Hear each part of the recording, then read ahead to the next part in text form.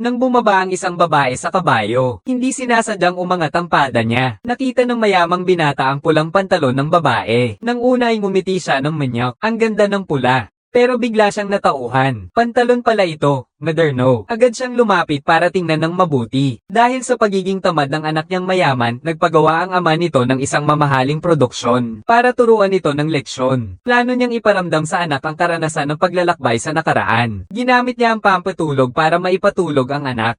Nang magising ang mayamang anak, siya ay naging isang alipin sa isang mayamang pamilya. Bago pa man siya makapag-isip, dinakip na siya ng mayordomo. Habang inaalis, pinagmumura niya ito ng husto dahil hindi nito sinuot ang tali ng kabayo sa tamang oras. Tapos, hinampas ito ng malakas para maging totoo ang eksena. Totoo yung paghampas. Ito ay isang dayo na ginawa ng production team na para bang 200 taon na ang nakakaraan. Akala mo'y bulok na mansanas lang ito. Pero ang totoo, isang kamera pala ito. Pati sa puno, sa damuhan, sa mga buto ng kambing. Lahat ay may nakatagong kamera. Profesional na artista ang lahat ng mga taga rito. Ano man ang iutos ng direktor, susundin nila. Kahit halikan at mga eksena sa kama, totoo ang gagawin. Ang layunin ay para maniwala ang mayamang bata na napunta siya sa panahon ng mga czar noong ika-19 na siglo. Pero kahit spoiled ang mayamang bata, pero hindi naman tanga. Akala niya reality show to. Sabi ng mayamang anak, huwag na kayong magpanggap. Ibigay niyo sa akin ang cellphone ko. Uuwi na ako. Anong ibig sabihin ng cellphone? Sus, magpapanggap pa kayo. Bahala kayo dyan. Tumakas ang kuya ko. Pagkatapos niyang sabihin yon, tumalikod siya at tumakbo palabas. Pero medyo nagtaka siya sa mga nakikita niya sa daan. Dahil reality show naman to. Bakit kaya wala man lang cameraman na sumusunod sa kanya? Hanggang sa may makita siyang tunay na oso sa may dulo ng nayon.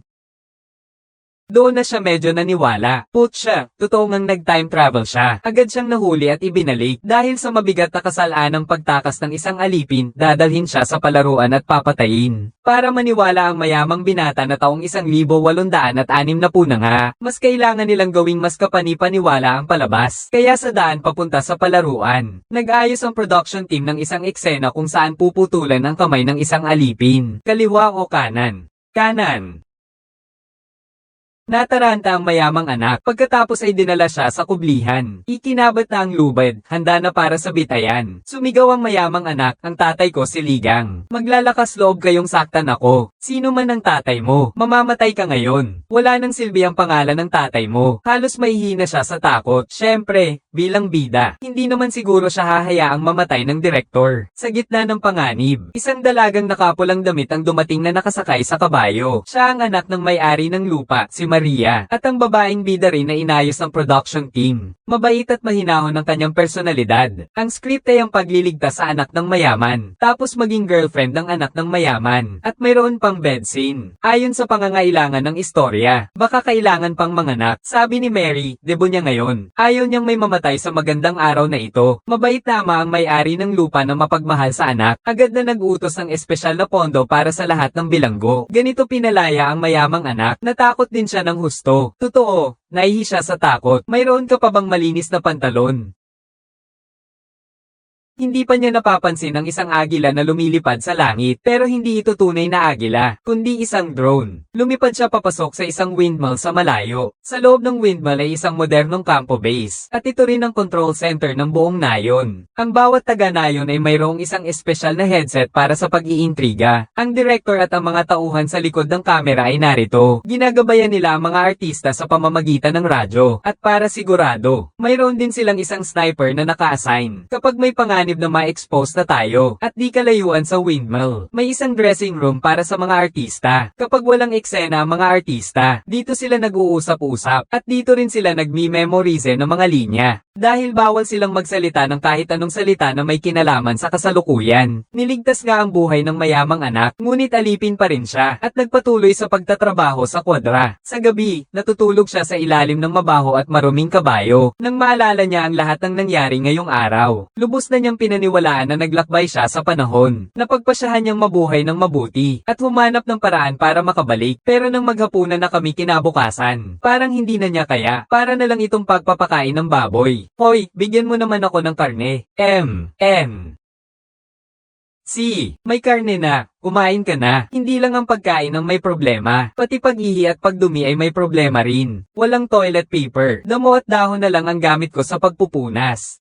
Bansa. May tao sa palikuran. Ano? May tao, ang buong kagubatan ay sa'yo. Parang lagi siyang may nararamdamang nakamasid sa kanya. Parang may kung anong gumugulo sa isip ko. Tama, may nakamasid nga sa kanya. Para maiwasan ang pagkabuking. Lagi siyang binabantayan ng production team. Pati pagpunta sa banyo. Noong mga sumunod na araw, ang mayamang anak ay tinatamad sa trabaho. O kaya naman ay hindi mahusay. Binabastos at sinisigawan siya ng supervisor niya. Alam mo naman, ang mga anak mayaman ay sanay ng makapangyarihan at hambog. Palagi na lang siyang nananakit at nanlalait ng iba. Kailan pa ba siya nainsulto ng ganito? Sobrang nasasaktan siya sa loob. Nakita ng production team na tamang oras na. Panahon na para sa pagdating ng female lead. Siya ang anak ng mayamang may-ari ng lupa, si Mary. Ang plano niya ay ang makasalubong ang isang mayamang binata. Tapos ay mapamahal sa kanya. At magpakasal at magkaanak. Para maging tapat sa pag-ibig ang mayamang binata. Kasi noon, araw-araw ay iba-iba ang girlfriend ng mayamang binata. Yung tipong pagkatapos ay iiwanan na. Ang panloloko at pang-iiwan. Pati ang mayamang ama ay naawa na. Kaya naman ipinasok ng production team ang eksena para mabago ang anak. Isang araw, umiiyak si Mary sa tabi ng tambakan ng dayami. Nakakuha ito ng atensyon ng mayamang binata. Anong nangyari sa'yo? Ipapakasal daw ako ni Lola sa isang 80 taong gulang na matanda. Akala ko maawa ang mayamang binata. Tapos yayakapin niya ito at aaliwin. Pero ang mayamang anak naman ay nagsabi, mayaman ba ang matanda? Oh, mayaman.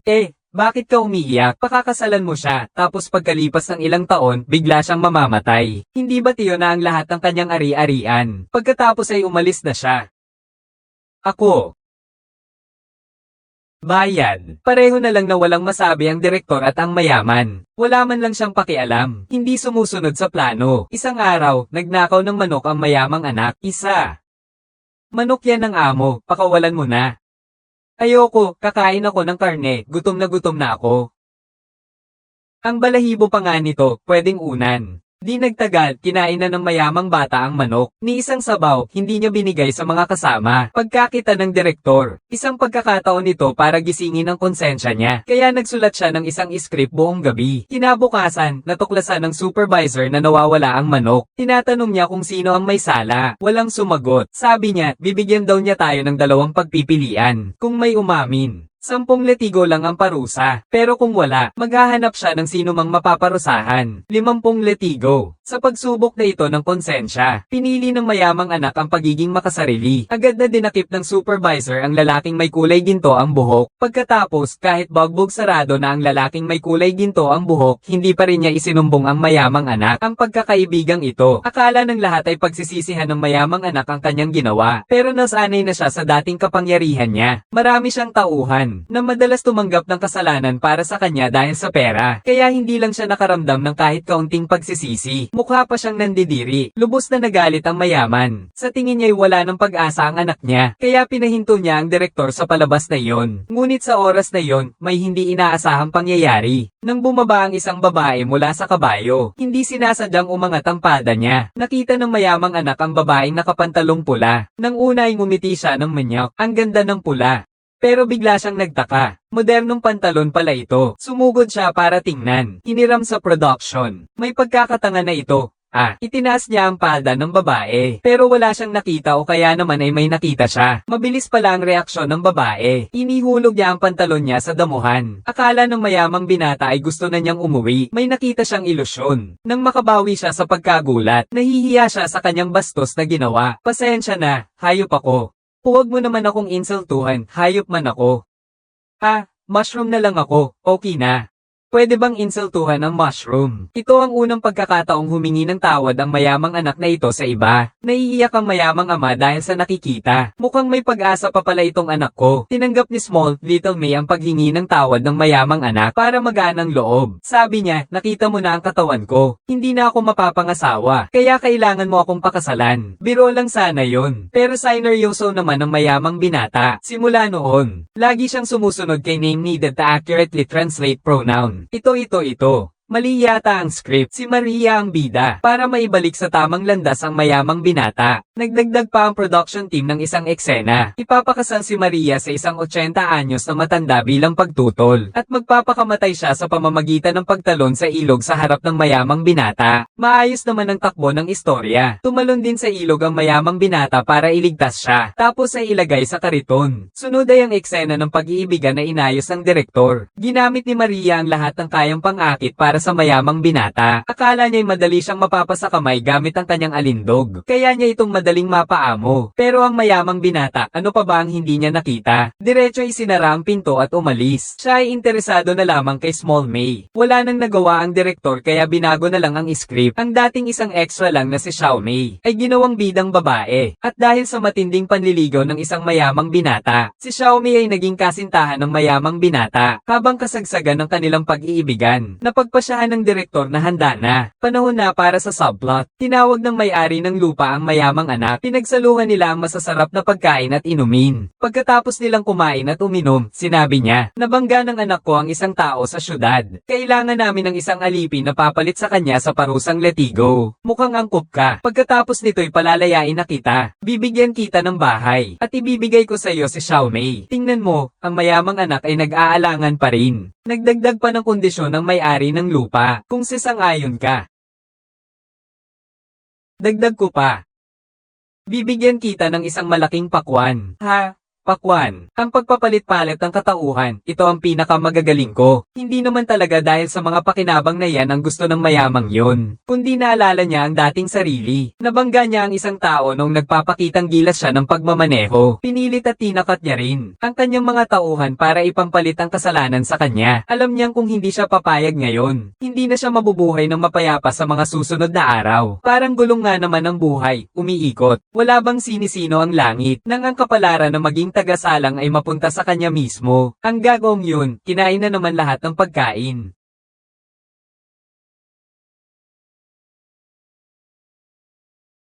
Array.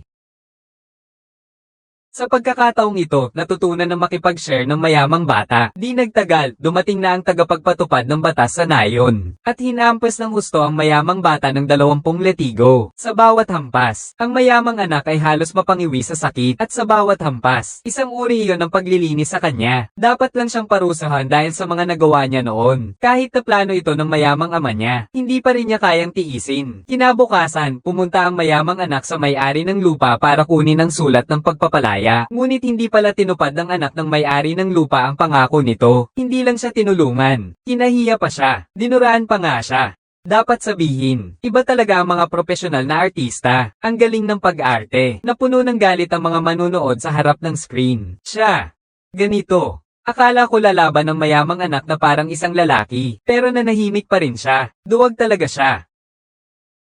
Duwag. Kinagabihan, nag-uusap ang mayamang anak at si Melissa habang nakahiga sa damuhan. Pinag-usapan nila ang pang-iinsulto sa kanya kanina ng anak ng may-ari ng lupa. Nang mga oras na yon, nakakuyom ang kanyang kamao. Muntik na niyang masuntok, pero hindi niya ginawa. Dahil nakita niya sa mukha ng anak ng may-ari ng lupa, ang dating sarili niyang walang kwenta. Sobrang tuwa ng mayamang ama. Sa wakas, nagsisisi na rin ang batang ito.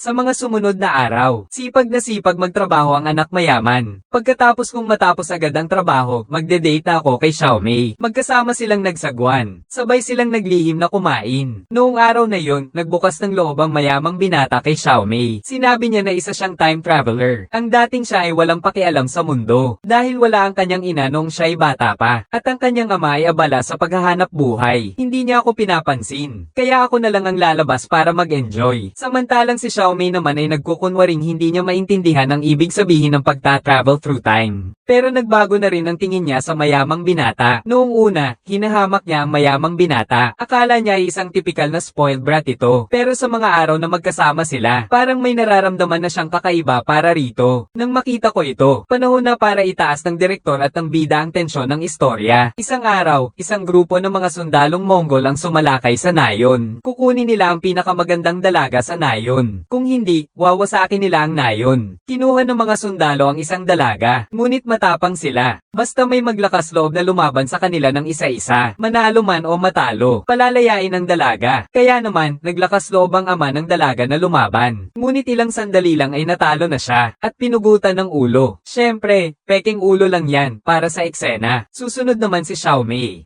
Lahat ay naakit sa mayamang binata. Ang bahaging ito ay para baguhin siya. Ang pagiging duwag at mahinang ugali ng isang iskolar. Kung sakaling makapasa siya, ang paglalakbay na ito ay magtatapos ng perpekto. Pero iniisip ko si Xiaomei. At naalala ko rin ang aking amang pinugutan ng ulo kanina. Bakit niyo ako tinitignan? Hindi ko naman siya kilala. Pagkatapos niyang magsalita, tumalikod na siya at umalis. Pinili na naman niyang maging mahina. Ganoon na lang yun, umalis na lang siya. Napaihi na naman siya sa pantalon. Halatang halata ang pagkadismaya ni Xiaomei. Napahiya rin ng husto ang mayaman. Papamanhida na agad ng manlalaro ang lalaking ito. Tapusin na ang paglalakbay na ito. Ngunit nangyari ang hindi inaasahan ng lahat.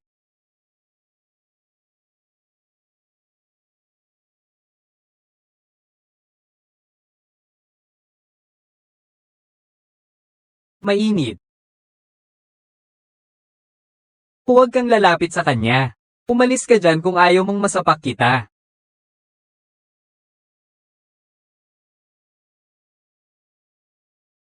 Ang mayamang anak na lalaki ay nakasakay sa kabayo. Kasama si Pretty, mabilis na sumasagasa sa kapatagan. Tinahak ang damuhan. Tinawid ang kagubatan. Nakarating sa isang istasyon ng gasolina.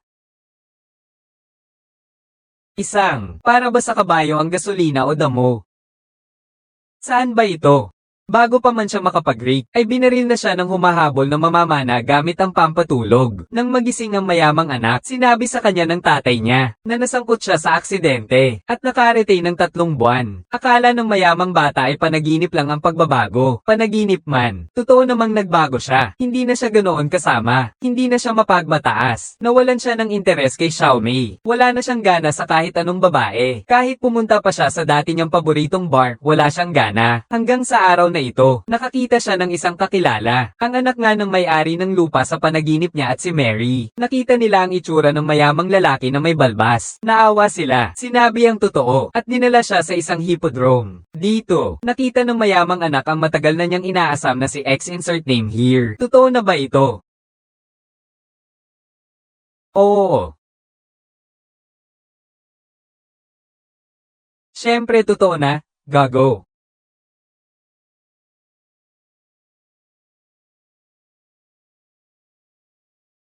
Sa huli ng kwento, ang baryong yun na nagpabago sa mga anak mayaman, ginamit ulit, para baguhin ang ibang mga batang suwail. Ang tatay ko'y hepe ng pulisya, hindi ninyo ako pwedeng ganyanan. Pagdating ng tatay ko, mapapahamak kayong lahat. 3. Tigilan mo yang mga sinasabi mo, pipili ka ba ng kaliwa o kanang kamay? At ang mayamang anak ay gumaganap bilang isa sa mga tauhan na nananakit. Sabi nga nila, madaling baguhin ang mundo. Ngunit mahirap baguhin ang ugali. Napakahirap baguhin ang isang tao. Ngunit kung may pagmamahal ng mga magulang, pagmamahal ng kapareha, ang pagbabago ng isang tao ay hindi na magiging mahirap. Ako si Mang Tigre, huwag kalimutang mag-subscribe. Mahal ko kayo.